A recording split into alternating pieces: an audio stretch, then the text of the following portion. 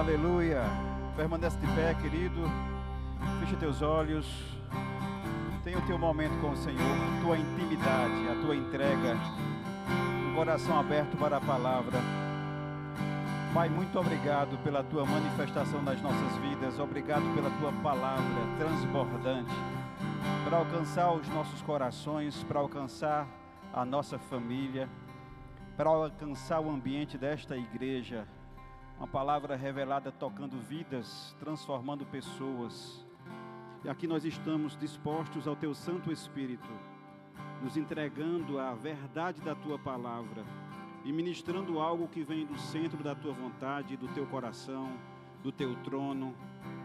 Nós estamos aqui para Te apresentar através de uma ministração, para Te representar também enquanto corpo de Cristo. E esse mover, ele é permanente. Vai conosco, move as nossas vidas. É uma luz que não se apaga. Nós sabemos que no mundo existe uma ambiência anticristã.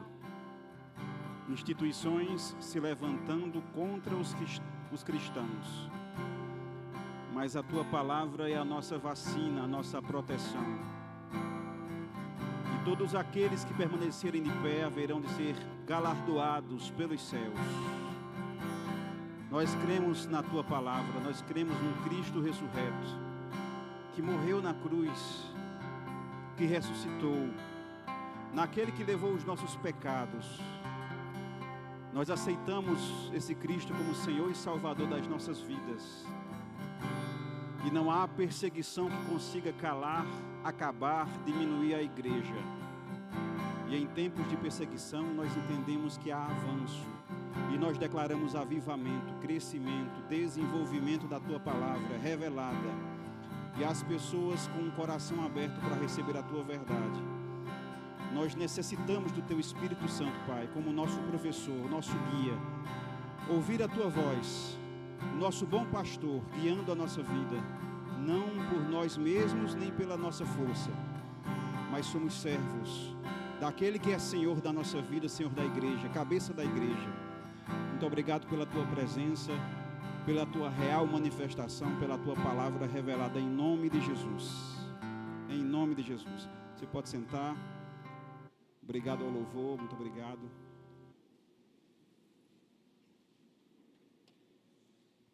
Tudo bem, queridos? Graça e paz. Tudo bem? Primeiramente eu quero agradecer ao convite, pastor Isaías, Ana Fábia. Eu sou Rubens Nascimento. Colocaram até uma foto no telão aqui, o negócio ficou chique demais. O negócio aqui é diferente. Estou aqui com a minha esposa, não é? Gislane de Melo. E eu até tenho falado, algumas pessoas sabem do meu trânsito na política e muita gente pergunta, ela é a primeira dama? Eu digo, não, ela é a única dama, porque crente só tem uma. Estou aqui com o João Arthur, que é o meu filho, segundo filho, 7 anos de idade, veio ver o pai, o maiorzinho, 13 anos está na igreja sede, servindo ao Senhor. Uma família crescida e criada aqui também nessa palavra envolta do que temos recebido pelo Verbo da Vida. Um ministério abençoado, queridos. Um ministério muito íntegro. E eu quero de fato agradecer ao pastor Isaías pelo convite, a todos vocês. Estamos aqui hoje para falar um pouco sobre aquilo que Deus tem me confiado, enquanto propósito de vida, enquanto chamado.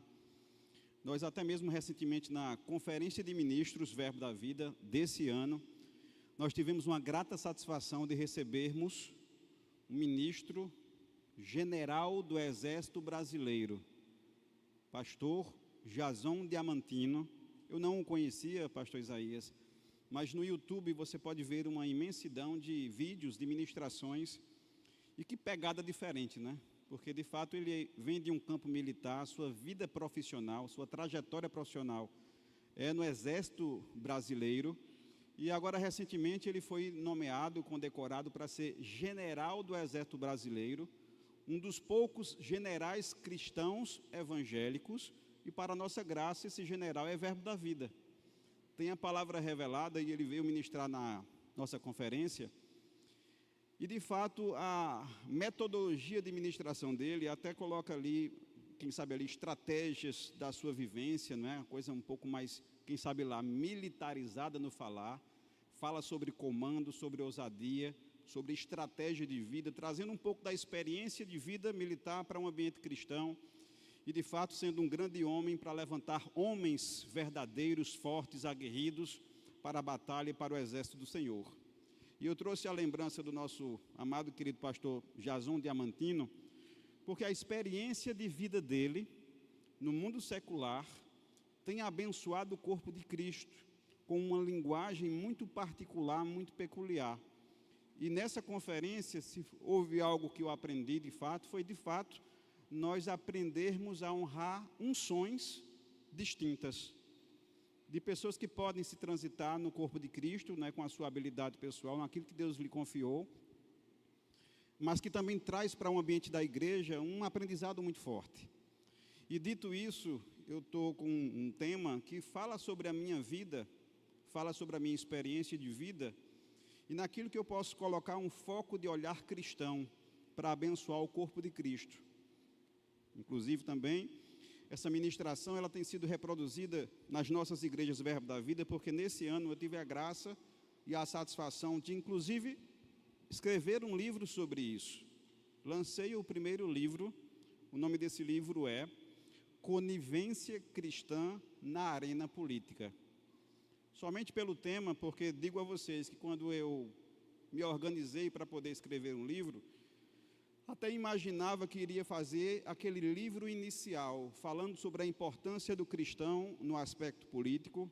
E nas minhas primeiras pesquisas, hoje eu faço também mestrado em ciência política, eu já percebi que já existe uma vasta literatura que fala sobre a importância de nós cristãos na sociedade e também na política. Mas eu trouxe ali um aspecto um pouco mais diferente, eu até coloco um pouco mais instigativo, quem sabe lá um pouco mais provocativo, de em 16 ou 20 anos de trânsito que eu tenho de partidos, de candidaturas, de gestão pública, falar um pouco sobre a conivência do povo cristão na arena política.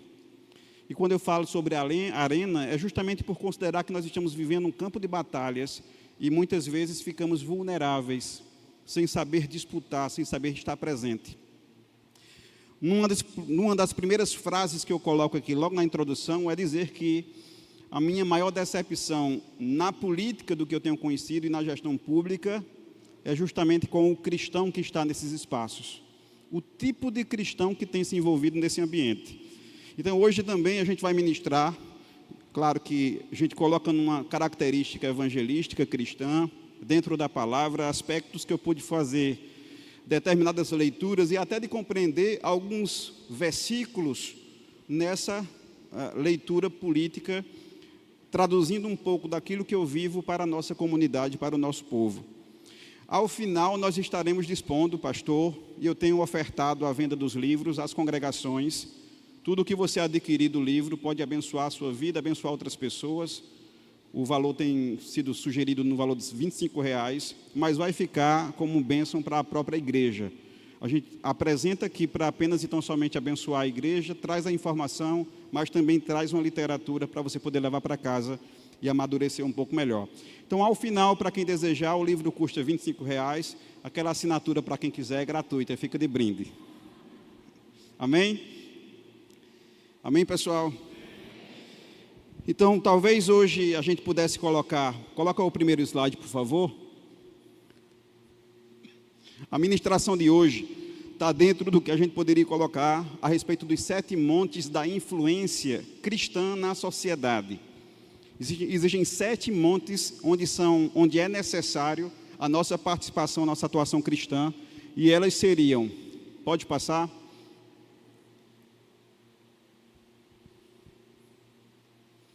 A família, falar sobre lar, religião, igreja, educação, escolas, governo e política, que é o nosso tema de hoje, mídia, comunicações, artes e entretenimento, e falar sobre a economia e negócios.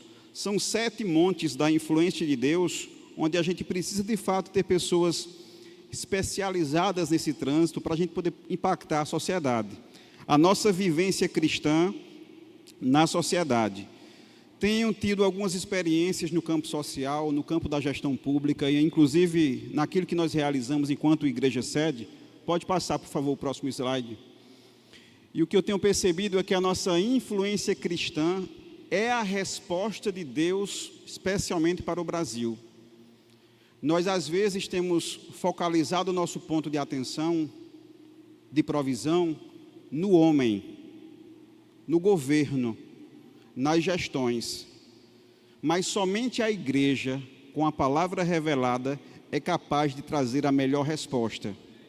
Aqui eu coloquei respostas para o campo político partidário, respostas para os problemas sociais, respostas em características aqui de calamidades, e vimos recentemente o Rio Grande do Sul passando por uma calamidade, e se não fosse a igreja se movimentando, especialmente aqui nossos irmãos Verbo da Vida, cada um fez ali um esforço para uma coleta em específico, para enviar mantimento para as nossas igrejas que estão lá no Rio Grande do Sul, assistir as pessoas necessitadas, algo que é feito de urgência, com um sentimento de família para alcançar quem precisa.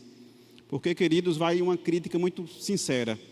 Se formos esperar tão somente por gestão pública, chega demorado, chega pouco, chega caro e ainda chega com muito desvio. Essa é a realidade das gestões administradas tão somente de modo natural pelo homem. A igreja é a resposta mais rápida. E no sistema prisional, eu até coloquei por último, no sentido até de falar sobre uma experiência desse momento. Eu sou um dos professores aqui do Rema Prisional Masculino, Feminino, fazendo parte da diretoria do Rema Prisional Masculino aqui no presídio. Nós temos uma sala com 60 detentos permanentes, aqueles que já passaram por condenação, que fizeram ali as suas atrocidades em relação a crimes, mas é para esse público que a palavra também veio. E estar nesses ambientes é uma recomendação, se não uma determinação da própria palavra. O cristão tem que trabalhar nesse aspecto de levar a palavra e viabilizar a ressocialização dessas pessoas. E aí, como eu sou advogado também, eu posso até colocar aqui uma avaliação também rápida. O sistema prisional ressocializa muito pouco, ou quase nada, avaliando a sua estrutura de organização e a legislação penal que nós temos. Ressocializa muito pouco, mas você precisa ter um dia uma experiência de estar numa escola bíblica, num curso de introdução bíblica, administrado pelo Verbo da Vida, lá no presídio do Serrotão, e você verificar a chegada daqueles homens ainda algemados, mas a fome e a sede da palavra para conhecer a Deus. A disciplina, um ambiente de entrega e uma palavra tão simples. Nós estamos lá com um curso de introdução, uma palavra tão simples, mas que tem resgatado pessoas. A igreja é a resposta para todas as mazelas sociais que nós temos. E lá na igreja sede, né, a gente vai falar um pouco sobre o trânsito de candidaturas ou mesmo de eleições.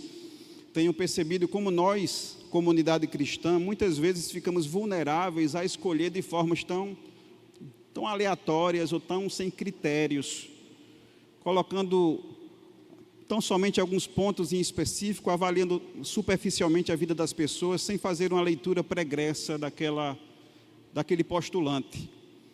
Ou até mesmo tentando escolher entre nós mesmos pessoas que podem ter boa índole, mas podem não ter a habilidade ou o chamado para aquela vocação política. No próximo slide eu faço uma brincadeira dizendo: você votaria a essa pessoa aqui para presidente do Brasil? Nós votaríamos no pastor João Roberto para presidente do Brasil, se fosse candidato? Se a gente for fazer uma avaliação da bênção que ele é, do homem preparado, pastor de pastores, da sua experiência ministerial reconhecida, da sua vocação pastoral, da unção de Deus, se a característica for essa, sim. Mas será que o pastor João Roberto tem chamada para a política e para a gestão pública? Será que se de repente o pastor João Roberto, tentando ali aproveitar-se da popularidade, do seu nome já conhecido, se colocasse enquanto candidato e até vencendo, faria um mandato relevante, importante, ou poderia, inclusive, colocar a sua unção em risco?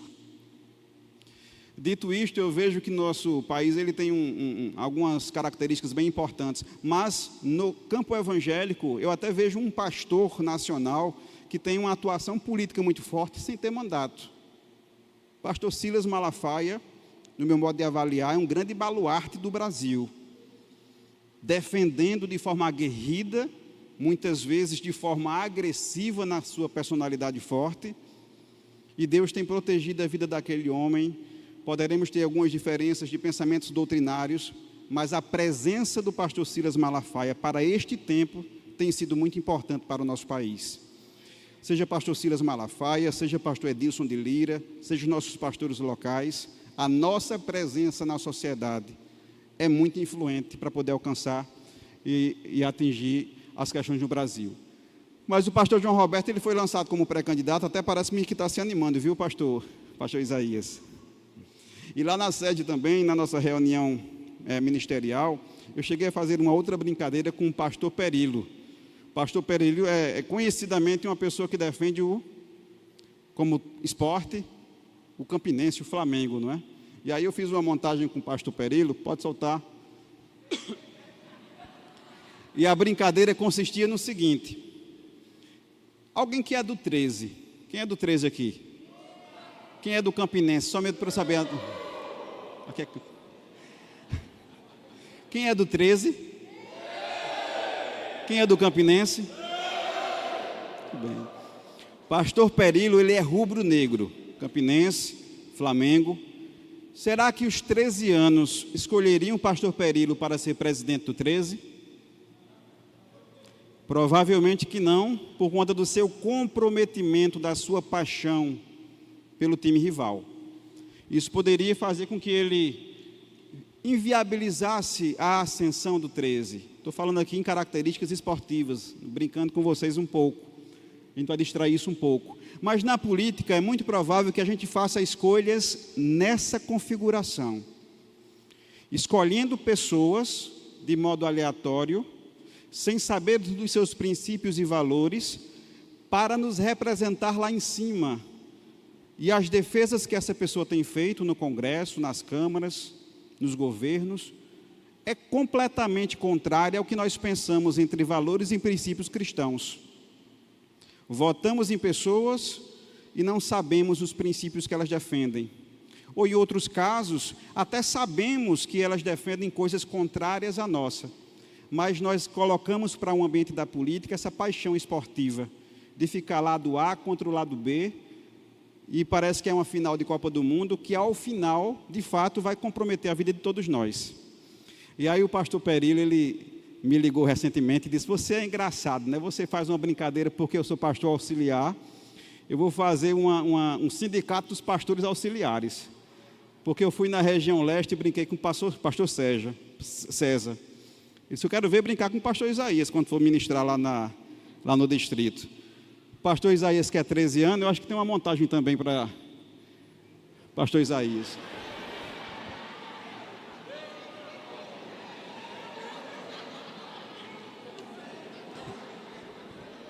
Pastor... Ei, pastor, o negócio ficou até bem feito, ganhou um corpo novo ali, está mais atlético, né? Mas enfim, quem dos 13 anos aqui, quem dos campinenses aqui colocaria pastor Isaías para ser presidente do Campinense? Que característica, já que ele é uma pessoa alvinegra. Enfim, pastor Perilo está acompanhando essa ministração, então a aposta está paga, viu, pastor Perilo? Mas vamos lá, vamos seguir. O nosso tema da ministração hoje, de fato, vai falar um pouco sobre conivência cristã na arena política. E antes que a gente possa encaminhar aqui um pensamento sobre as características do que eu trabalhei sobre conivência no livro, eu tenho falado nas igrejas e nas ministrações que todos nós temos orado e crido a respeito de um tempo de avivamento no Brasil. Nós oramos e cremos por um avivamento. Mas eu sempre tenho falado e visto que para termos um avivamento em qualquer área da nossa vida, nós precisamos de um despertamento. É preciso despertar para depois avivar. No campo da política, eu acredito que, desde ali 2018, 2020 para cá, houve um despertamento onde as pessoas estão procurando conhecer um pouco mais a respeito dos vieses ideológicos, para de fato nós estarmos vivendo um tempo de avivamento. Nós estamos crescendo numa democracia que relativamente ainda é muito jovem, se é que temos. Então, no próximo slide a gente fala sobre isso: tempo de avivamento, tempo de despertamento. O que nós estamos fazendo para de fato despertar as pessoas a atentarem sobre as suas próprias escolhas e não ficarmos tão somente como uma comunidade vulnerável.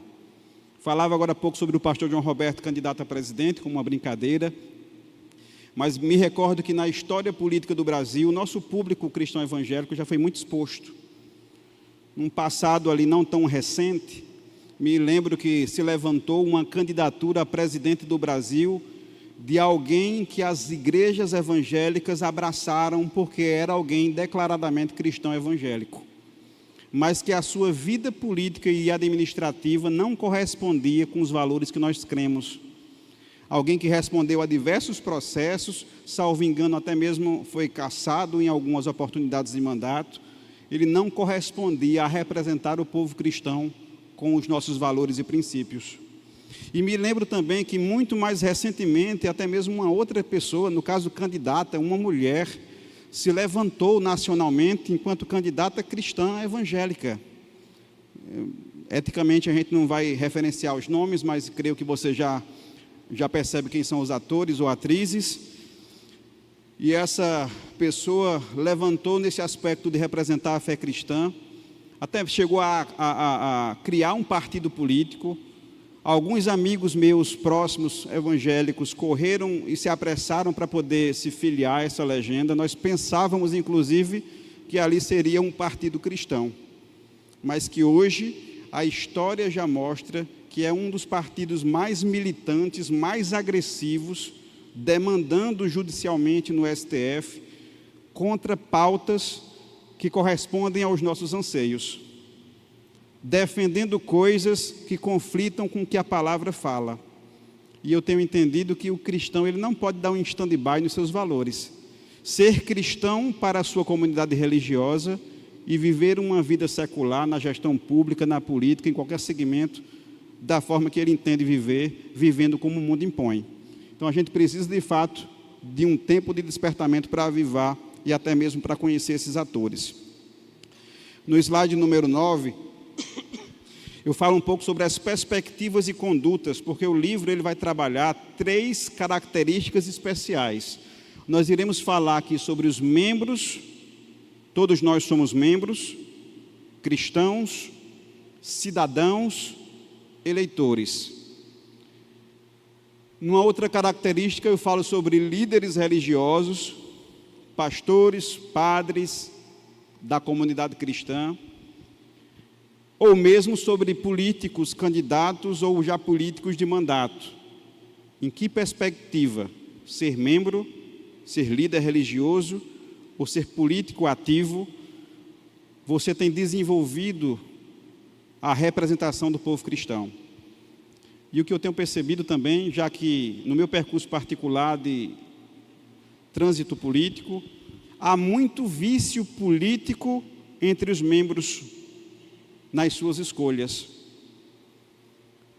Há muito vício político também entre os líderes religiosos, na sua forma de influenciar. E há muito vício político nos políticos cristãos. Rememorando aquela primeira fase que consta no livro, a minha maior decepção na política tem sido justamente com o cristão na política, porque não tem representado os nossos valores.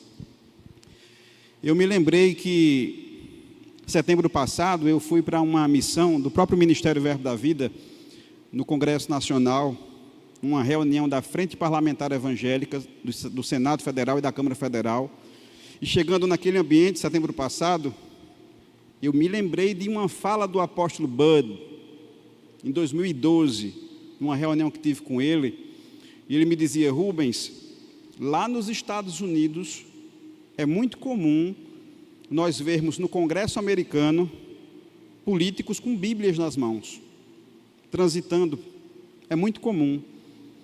Então esse pensamento que no Brasil nós temos de que política e igreja não se mistura, cristão com política não deve se envolver. Lá nos Estados Unidos isso não existe. O cristão está na política lá, na política americana. E aqui em setembro passado, quando eu estive lá no Senado para essa reunião, eu fiquei visualizando mais de 150 deputados num culto às quartas-feiras, que eles realizam dentro do Congresso, pela Frente Parlamentar Evangélica. Eu cheguei a ver muitos políticos carregando Bíblias e me lembrando do pastor Bud, mas diferente do Congresso americano, eu fiquei olhando quem eram os atores parlamentares, congressistas, carregando aquelas Bíblias. E de fato o que eu percebi foi um grande curto-circuito entre a fé que segura nas mãos e entre o que se faz naquilo que nós temos conhecimento pelas matérias jornalísticas. Muitos deles altamente comprometidos em processos ou defendendo pautas que não representam a nossa comunidade, como, por exemplo, uma boa parcela deles que tenta relativizar o direito à vida, que é algo, pastor Isaías, que eu tenho estudado um pouco mais a fundo, quem sabe lá pensando um pouco mais à frente, lançar um escrito sobre isso, falar sobre a influência progressista entre os cristãos. E o que significa isso? Talvez se a gente fizer um censo, uma pesquisa entre os cristãos, especialmente os mais jovens, a sua grande maioria, se não a totalidade, vai dizer que é contrário ao aborto. Não, nós somos contrários ao aborto. Mas a influência progressista nas igrejas está fazendo que muitos cristãos relativizem isso, ao ponto de dizer, eu sou contrário ao aborto, mas até 3 meses, até 4 meses, o feto não sente, é permitido abortar.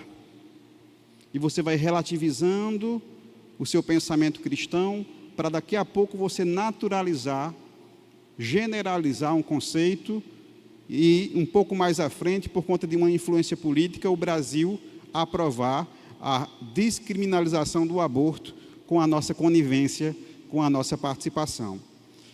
Então, já fica aí o nosso primeiro pensamento, a nossa primeira reflexão, que não necessariamente um político, um candidato que segure uma Bíblia, ou que fale que professa uma determinada fé, ou até mesmo que tenha um vínculo ministerial, não necessariamente ele defende integralmente os nossos valores. A vida daquela pessoa vai falar mais alto. Então, a respeito dessa primeira característica no tocante à questão da própria conivência, eu trouxe um conceito muito basilar aqui, que diz que a conivência pode ser definida como a tolerância, o consentimento ou a complacência diante de práticas errôneas, injustas ou imorais. Sabemos que aquilo é errado, sabemos, mas não atuamos, não enfrentamos, nos curvamos. E até mesmo fazemos isso por conta das nossas próprias necessidades ou outros interesses.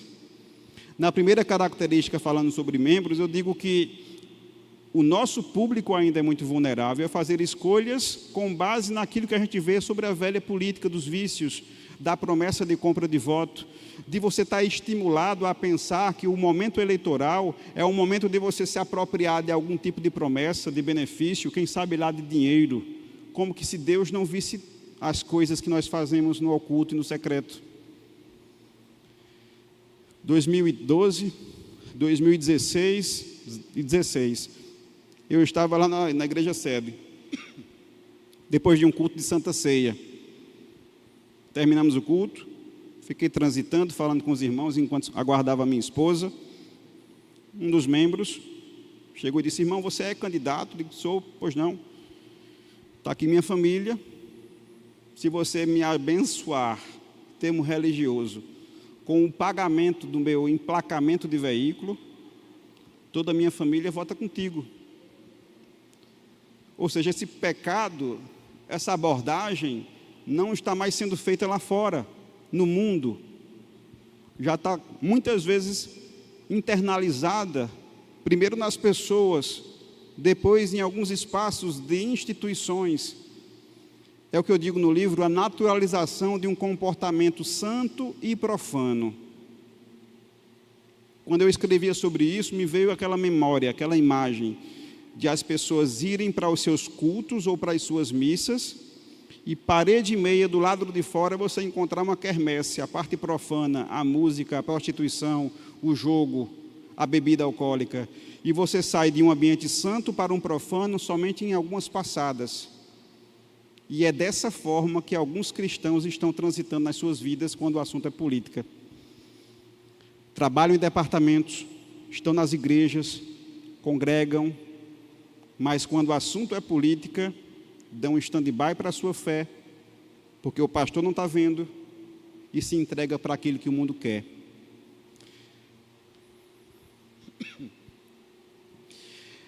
Há um pensamento nosso de imaginar que corrupção somente é aquilo que a gente vê no Jornal Nacional, apontando políticos que desviam milhões. E eu trouxe um conceito muito simples de que corrupção pode alcançar outras vertentes da nossa vida, a depender da nossa postura. Dos exemplos que eu coloquei foi que quem mente corrompe a verdade. Essa é uma modalidade de corrupção. João 8,44, Jesus afirma que o diabo é o pai da mentira, destacando a natureza enganadora e manipuladora do adversário espiritual da humanidade. Da mesma forma, João 14,6, Jesus declara ser a verdade, afirmando sua natureza como a fonte absoluta de toda a verdade e autenticidade. E de que lado nós estamos? Transitando e representando a verdade, ou com as pequenas mentiras que contaminam o nosso ser espiritual, corrompendo a verdade e sendo um propagador daquilo que o diabo quer, trazendo divisão para as pessoas. Quem adultera corrompe um enlace matrimonial, corrompe um relacionamento.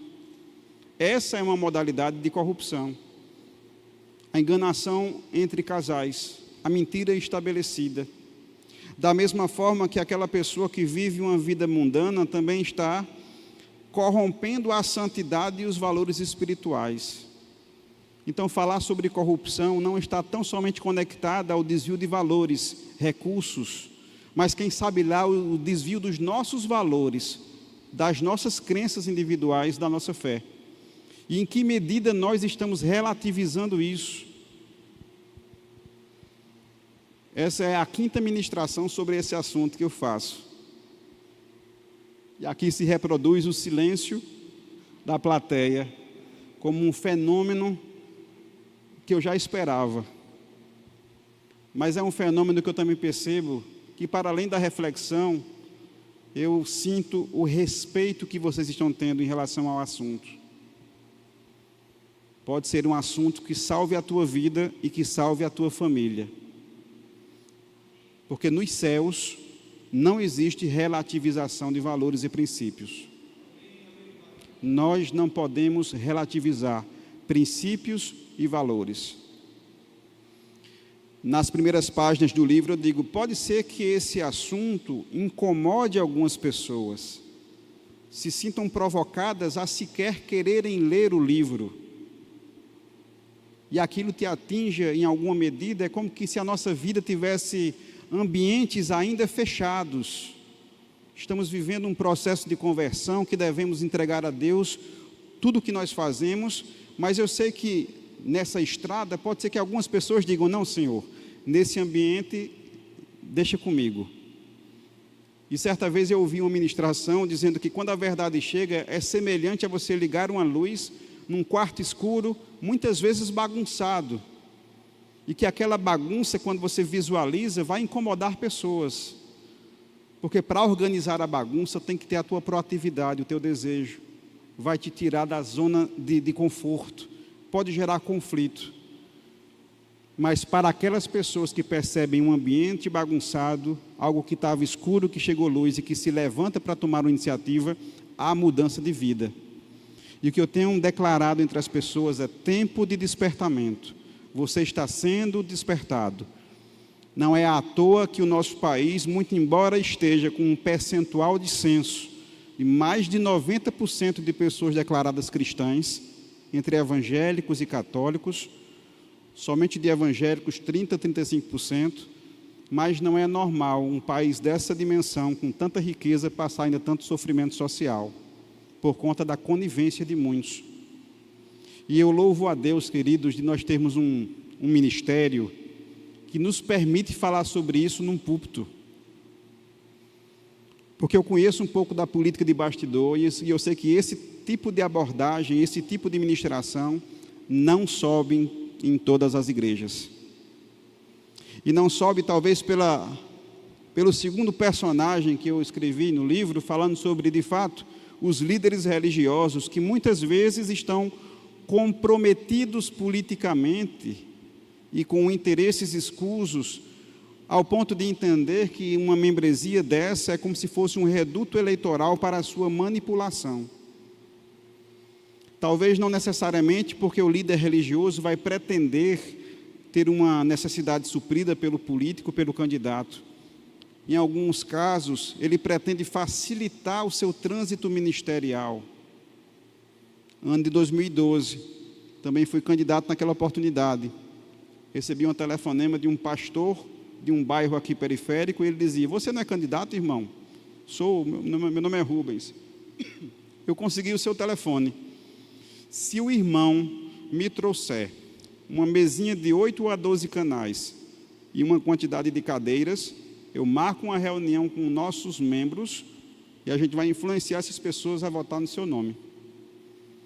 Uma necessidade do ministério, uma igreja com certa precariedade, onde aquele pastor visualizou que correr atrás de uma candidatura que pudesse trazer aquele tipo de manutenção iria abençoar a sua estrutura congregacional, mesmo que aquela outra pessoa já fazendo e cometendo um ato ilícito, a quebra de um princípio, o descumprimento de uma lei federal, mas em nome de uma necessidade buscou um suprimento no homem.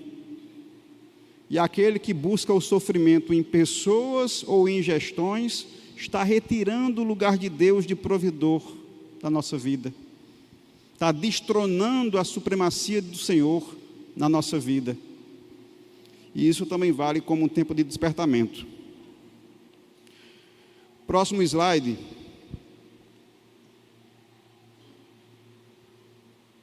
Acho que é um dos primeiros capítulos do livro. E o tema é: quando a fé é negociada por benefícios terrenos. Vale para membros, vale para líderes. Hebreus 4:13 é uma passagem que muitos de nós têm esquecido. Negociam sua fé, relativizam seus valores, atrás do suprimento de suas demandas, benefícios terrenos. Hebreus 4:13 nos lembra que nada em toda a criação está oculto aos olhos de Deus. Tudo está descoberto e exposto diante dos olhos daquele a quem haveremos de prestar contas. Nada passa em oculto aos olhos de Deus. Pode ser que passe em oculto aos olhos do pastor que não está presencialmente morando conosco em todo o tempo. Pode ser que passe em oculto até mesmo do teu cônjuge, que pode ter intimidade contigo, mas não conhece a essência do teu coração, ao profundo. Mas aos olhos de Deus não, queridos. Provérbios 15:3 complementa essa verdade ao afirmar que os olhos do Senhor estão em toda parte, observando atentamente os maus e os bons. Na mesma medida que Mateus 6:24 diz que ninguém pode servir a dois senhores, pois odiará um e amará o outro, ou se dedicará a um e desprezará o outro. Então vale essa reflexão particular, de que modo eu tenho transitado, o que eu tenho feito, as minhas escolhas eu tenho submetido a Deus, e como melhor escolher, se não orando ao Espírito Santo, para Ele instruir o teu coração, para você fazer uma melhor escolha. E até nos momentos ocasionais eleitorais, temos visto hoje, está tendo eleição na Venezuela, né? Um tumulto, uma confusão plena. Mas quando você está ali sozinho com a urna eleitoral, de fato você está sozinho fisicamente. Mas eu sempre me lembro do pastor Bud, naquele livro, Você Nunca Estará Sozinho. Onde você estiver, ali está o Senhor. E não é apenas e tão somente a tua escolha, dedica a tua escolha a Deus, ora a Deus, ao Espírito Santo, para Ele te instruir melhor sobre as tuas decisões. No próximo slide eu já falo um pouco mais incisivamente a respeito dessas personalidades religiosas, líderes religiosos algemados em alianças políticas, uma reflexão sobre a integridade cristã comprometida. E dito isso, coloquei 3 aspectos muito relevantes. Alguns líderes, e glória a Deus, nós não estamos num ministério que faz esse tipo de abordagem ou de postura, no sentido de impor o apoiamento para pessoas, direcionar para pessoas. Isso, inclusive, com resultados de eventual retaliação ministerial.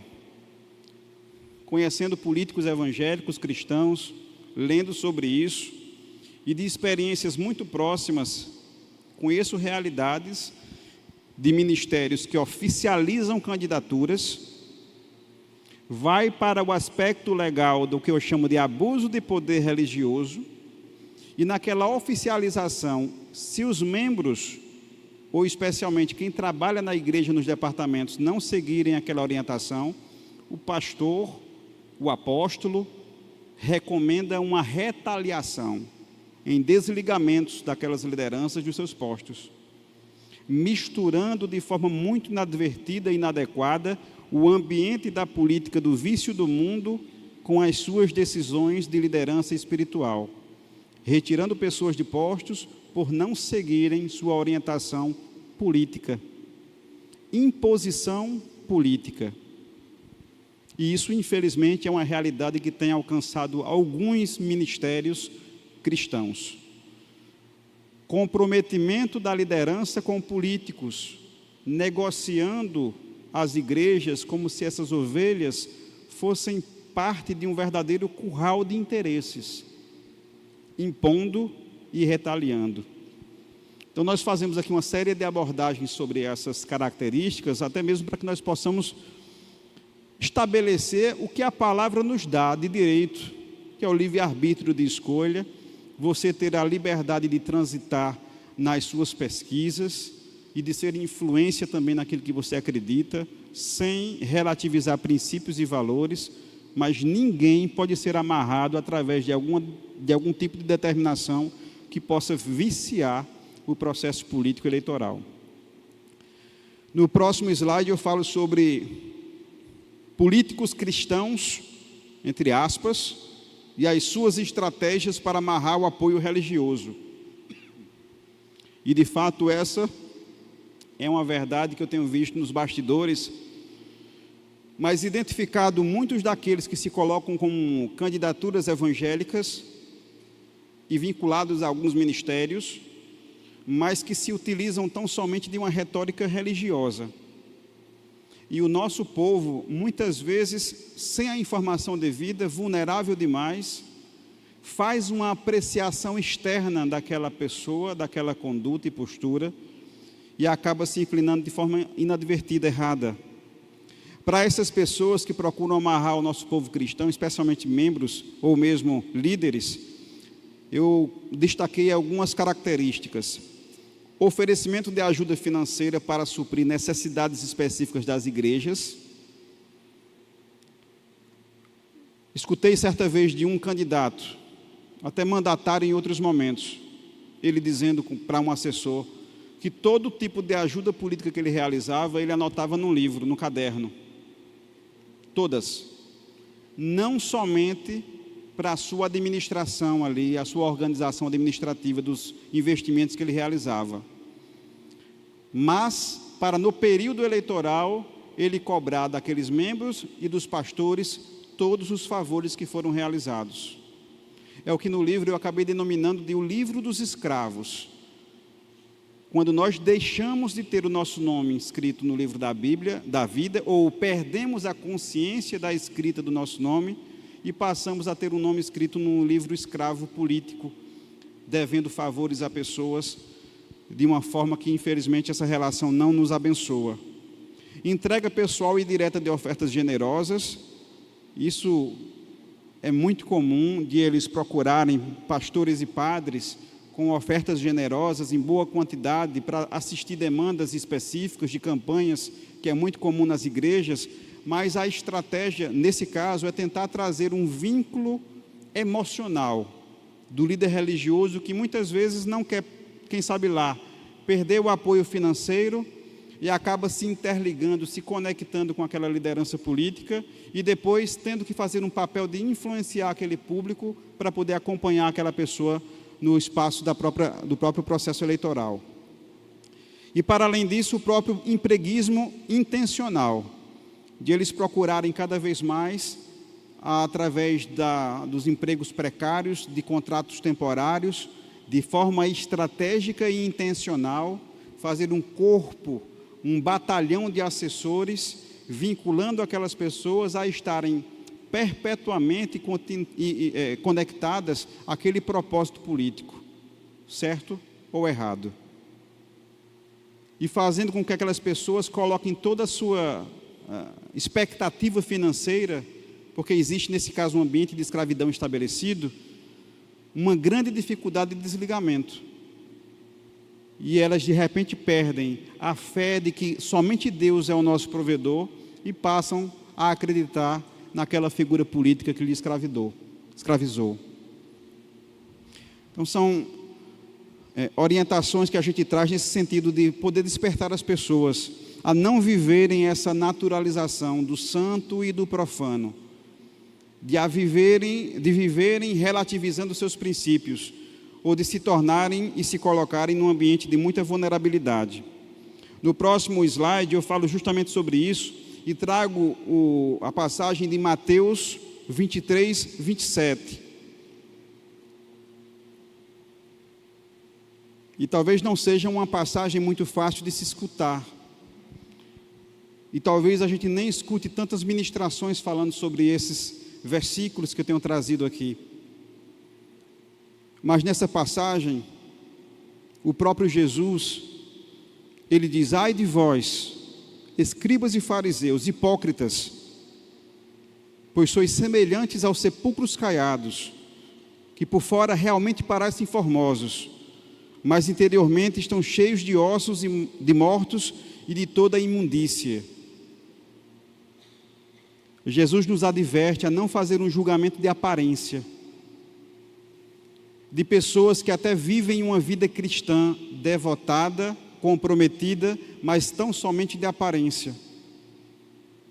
De pessoas que até mesmo chegam a ter vínculos nas igrejas, em departamentos, mas a sua essência, o seu interior está contaminado. De pessoas que são servidoras, que são generosas, mas interiormente não demonstram aquilo que de fato são. E a nossa avaliação superficial, tão somente olhando a capa, pode fazer com que a gente possa escolher de forma equivocada, especialmente os nossos representantes.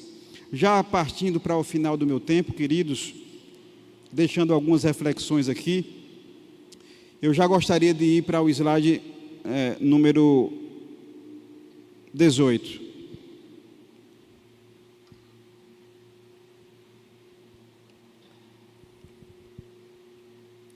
Na parte final do livro, a gente fala sobre Mateus 7, 22 e 23. E a gente faz uma reflexão justamente sobre essa vida de aparências, quando Jesus ele faz um alerta muito especial para a igreja, dizendo que nós devemos viver uma vida de fé autêntica, além das aparências. Em Mateus 7, 22 e 23... na passagem diz: muitos me dirão naquele dia: Senhor, Senhor, não profetizamos nós em Teu nome não expulsamos demônios, e não fizemos muitos milagres? Então eu lhes direi claramente: nunca os conheci, afastem-se de mim, vocês que praticam o mal. É uma passagem muito dura de se observar que, infelizmente, algumas pessoas do nosso povo cristão poderá viver uma vida inteira de aparências, não tendo uma conversão genuína, e no dia do Senhor ouvir uma interpelação tão dura: afaste-se de mim, eu nunca te conheci. Quando eu estava finalizando o livro e chegando nesse momento de reflexão, escrevendo um pouco sobre isso, buscando inspiração do Senhor, e quando Ele me trouxe essa passagem para escrever um dos últimos capítulos, um dos últimos textos, eu comecei a fazer algumas indagações de outros tipos de perguntas, de provocações que algumas pessoas poderiam apresentar e quais prováveis respostas essas pessoas poderiam ouvir de acordo com essa passagem. E ali eu completo o livro dizendo assim: fico imaginando algumas pessoas apresentando as suas razões e ouvindo em consequência uma resposta inesperada do tipo: mas Senhor, fui um bom governante, fiz tantos hospitais, escolas, gerei empregos. Afastem-se de mim, vocês que praticaram a corrupção. Mas Senhor, eu fui um líder pastoral renomado, eu cuidei de um imenso rebanho, influenciei gerações. Afastem-se de mim, vocês que apoiaram ideologias políticas antibíblicas e levaram pessoas ao engano. Mas Senhor, atuei em departamentos, fiz ação social, fui um bom membro e honrei o pastor. Afastem-se de mim, vocês que apoiaram ou foram coniventes com mais escolhas políticas e se tornaram amigas do mundo. Mas Senhor, fui candidato, eleito algumas vezes, representei dignamente o povo cristão. Afastem-se de mim, vocês que desempenharam um personagem de aparência cristã, mas profanaram a minha igreja e envergonharam o evangelho com seu péssimo testemunho. Afastem-se de mim. E é claro que eu não poderia concluir esse estudo sem falar como seria uma porta de saída. Quais são as características de uma boa escolha? Como é que nós poderemos ser instruídos? Ouvir do Espírito Santo recomendações a respeito desse assunto político, desse assunto social, da nossa influência social. E algumas inspirações me chegaram para fazer com que a gente possa de fato apreciar para além das aparências. Porque de algumas personalidades cristãs que eu tenho conhecido, e até que eu tenho vivido relativamente perto, há uma retórica religiosa muito evidente. Daqueles que chegam em discursos decorados, e que citam 4 ou 5 passagens, e se colocam como se fosse um religioso evangélico, e de outros tantos que acompanham e escutam somente a Bíblia ser citada e automaticamente ter aquela pessoa como um homem de Deus, como uma mulher de Deus. Quando a sua vida pregressa, fala a respeito de outros valores que não comunica com o nosso público. A grande instrução para esse tipo de abordagem numa igreja é, de fato, trazer um tempo de despertamento, um tempo onde você vai se recolher em oração, a decidir guiado pelo Espírito Santo, sem paixões esportivas, sem influências externas que comprometam os teus valores, e que você preserve a essência do Evangelho, da palavra que está em você. Essa ministração ela é muito curta para a profundidade da mensagem que a gente trouxe. O livro em si ele é muito pequeno, são 75 páginas, de algo que eu tentei transcrever de 20 anos de vivência política na gestão pública, em partidos, em candidaturas e conhecendo políticos e gestões. Numa tarde muito rápida você faz essa leitura, mas o que vale é o teu comprometimento de entender que é preciso um despertamento para essa cidade, para o nosso estado, para o nosso país. Juridicamente, nós não vivemos mais numa democracia. E já estamos chegando num tempo de se falar num púlpito que Deus fez homem e mulher, vai se tornar uma afronta para o sistema. Tivemos um desenho animado infantil denunciado porque colocou um menino de azul e uma menina de rosa. Tivemos agora na abertura da Olimpíada, para quem acompanha, uma profanação à Santa Ceia, à figura da Santa Ceia. Tivemos um atleta nessa mesma Olimpíada, um surfista brasileiro, que foi obrigado a apagar uma pintura do Cristo Redentor. Ele é do Rio de Janeiro, mas sendo o Cristo Redentor, figurando o cristianismo, ele teve que apagar. E o que nós estamos fazendo? Eu sou estudante de mestrado da Universidade Federal e aquele campo precisa de cristãos. E onde estão os professores cristãos? A nossa juventude chega lá e são assim atacadas com tantas ideologias antibíblicas. Parece que quando a gente chega lá é um novo mundo, é um mundo diferente nas vestimentas, na cultura local, no vocabulário. E mesmo eu tendo aqui os meus 44 anos, num curso de pessoas com outras características de idade, de profissões, ainda assim encontrando a militância de professores. E ali fica a grande questão: responder ou não, levantar a mão e fazer um contraponto ou não, ou ter medo e ser conivente com aquilo que eles nos impõem. Em alguns países, um culto nessa dimensão, ela é proibida. Isso é uma decisão política dessas nações. Para que você possa entender que também na política é lugar de cristão. E tem havido necessidade desse público, dessa defesa dos valores, dos princípios, de quererem impor ideologias para os nossos filhos, confundirem as crianças do óbvio, biológico, de se dizer que criança, menino, nem deveria ser chamado pelo gênero em específico, porque talvez ele não seja menino, nem menina, a livre escolha pela influência das ideologias. E o nosso público tem pensado que cristianismo é tão somente um culto de domingo, num clube social, sem transparecer essa luz para fora, nas escolas, no nosso trabalho. E finalizo, pastor, fiz uma pesquisa sobre a força do movimento estudantil brasileiro, numa determinada instituição. São quase 100 anos de uma instituição nacional para os estudantes universitários. 98% de todos os presidentes em 100 anos de instituição, presidentes ideologicamente comunistas, pescando os nossos jovens, afastando das igrejas, afastando do cristianismo. E onde nós temos um movimento nacional estudantil cristão.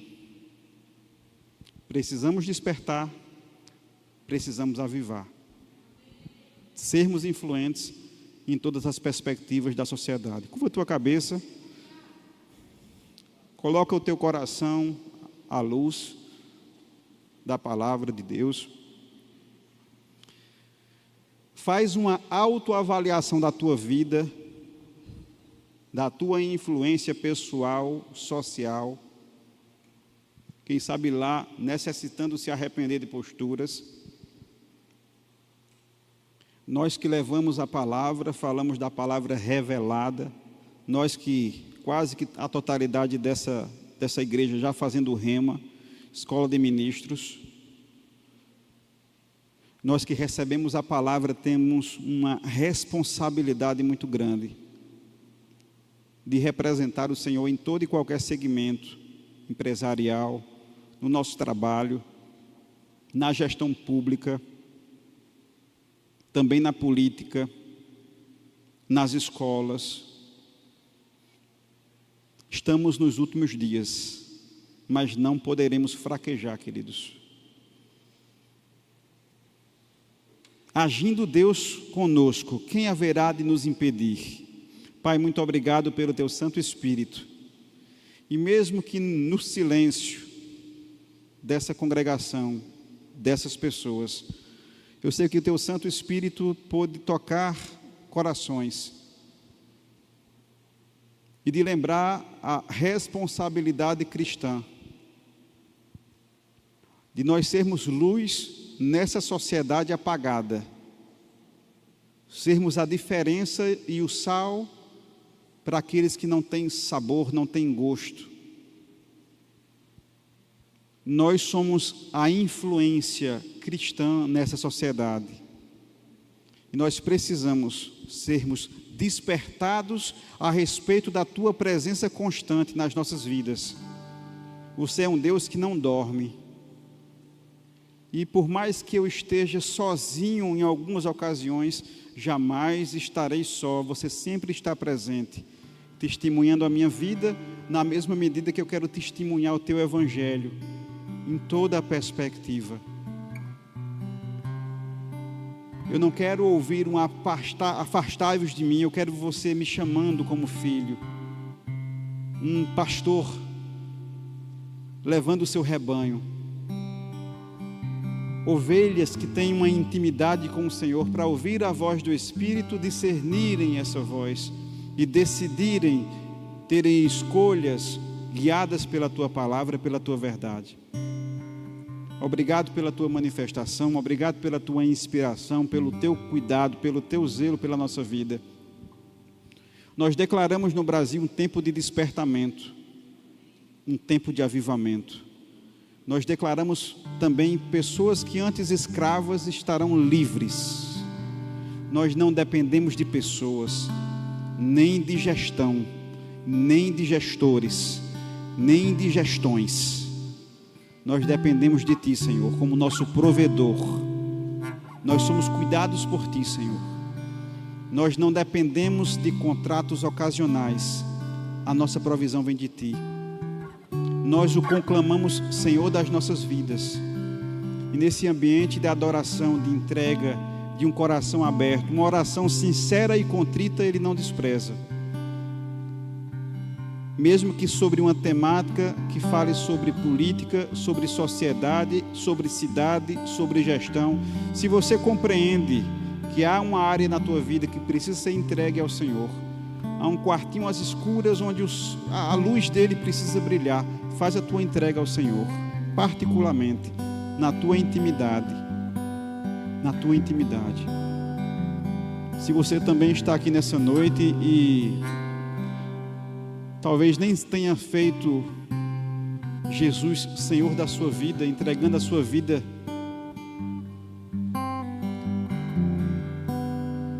se o Espírito Santo pôde tocar no teu coração e você ter essa sensibilidade de compreender, eu preciso me entregar a Deus, porque haverá um dia onde eu vou prestar contas ao Senhor, e somente através de Jesus, Senhor e Salvador das nossas vidas, eu posso ter acesso aos céus, salvo nele, Ele como Senhor e Salvador. Se você está aqui, não é nascido de novo, deseja entregar a tua vida ou voltar-se ao Senhor, nós temos um casal aqui que pode te acompanhar. Levanta a tua mão, somente entre você e Deus. Levanta a tua mão para aceitar ao Senhor Jesus como Senhor e Salvador. Nós temos alguém para aceitar o Senhor? Alguém? Não havendo, nós temos alguém que deseja receber o batismo no Espírito Santo, a evidência bíblica de falar em outras línguas, revestimento de poder, algo que é bíblico, que nós cremos, é o nosso direito cristão. Alguém deseja ser batizado no Espírito Santo? Alguém enfermo, que deseja oração para a cura, que precisa de uma oração nesse aspecto da sua vida? Fique em pé, assine com a sua mão. Não? Ok. Queridos, muito obrigado pelo tempo de ministração. Obrigado, pastor. Eu entendo que a temática ela é delicada, há o silêncio, mas o que Deus fala comigo é o respeito de vocês, no sentido de compreender o que essa palavra pode produzir em você. Em primeiro aspecto, despertamento, para nós de fato vivermos um tempo de avivamento. Amém? Quem desejar conhecer um pouco mais do que nós escrevemos aqui nesse livro, ao final estaremos ali ao lado, na livraria, e eu estarei para conversar com você um pouco mais. Tá? Deus abençoe, pastor.